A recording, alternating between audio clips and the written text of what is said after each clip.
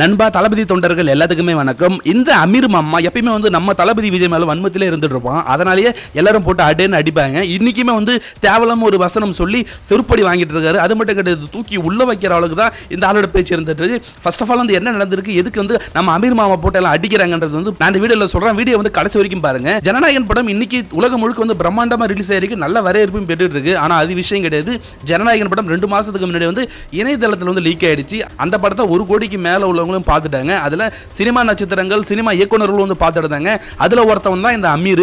இந்த ஆளும் வந்து படத்தை பார்த்துட்டு எப்பயும் போல வாட்ஸ்அப் ஸ்டேட்டஸ்ல உளறிட்டு இருப்பான்ல, அதே மாதிரி வந்து உளறி வச்சிருந்தார் ஆளு. இந்த படத்துல முஸ்லிம்களை தவறா சித்தரிச்சிருக்கிறாங்கன்ற மாதிரி வந்து கேள்விப்பட்டேன், அது உண்மையா இருந்தா ரொம்ப தப்பு அப்படின்ற மாதிரி வாட்ஸ்அப் ஸ்டேட்டஸ்ல உளறி வச்சிருந்தாரு. ஒரு சினிமா துறையில இருந்துட்டு லீக்கான படத்தை பத்தி விமர்சனம் சொல்றதே ஒரு எவ்வளவு அசிங்கமான அருவருப்பான விஷயம். அதையே இந்த அமீர் வந்து பண்ணியிருக்காருன்னா அப்பயே புரிஞ்சுக்க இந்த ஆள் எவ்வளவு ஒரு கேடுகட்ட கேரக்டர் அப்படின்ட்டு வந்து.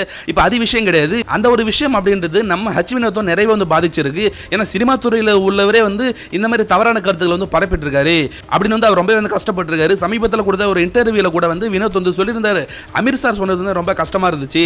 அமீர் சார் கண்டிப்பா நீங்க வந்து படத்தை பார்த்துட்டு அதுக்கு பிறகு வந்து சொல்லுங்க, முஸ்லீம்கள் வந்து நாங்க தப்பா சித்தரிச்சிருக்கோமா இல்லையான்ட்டு வந்து சொல்லியிருந்தாரு. அதுக்கு என்ன பதில் சொல்லியிருக்கணும், சரி சார் நான் பார்க்குறேன் அப்படின்னு சொல்லியிருக்கணும். ஆனா நம்ம அட்டன் சார் சீக்க அமீர் மாமா என்ன சொல்லியிருக்காரு அப்படின்னா, இப்போ மக்கள் வந்து டெல்லியில் வந்து போராடிட்டு இருக்காங்க, மாணவர்கள் போராடிட்டு இருக்காங்க, நீட் எக்ஸாமுக்கு எதிராக டெல்லியில் வந்து பெரிய போராட்டம் பண்ணிட்டு இருக்காங்க. அதுக்கு தான் வந்து இப்போ ஜனநாயகத்தில் நாங்கள் வந்து குரல் கொடுப்போம். ஜனநாயகன் படத்தை நான் அப்புறம் பார்த்துட்டு வந்து சொல்றேன் சார், இப்போ வந்து ஜனநாயகம் தான் முக்கியம் அப்படின்ட்டு வந்து போதைப் பொருள் கடத்தல் வழக்கில் சிக்கி உள்ளவனோட ஃப்ரெண்டா இருக்க நம்ம அமீர் மாமா வந்து சொல்லிட்டு இருக்காரு.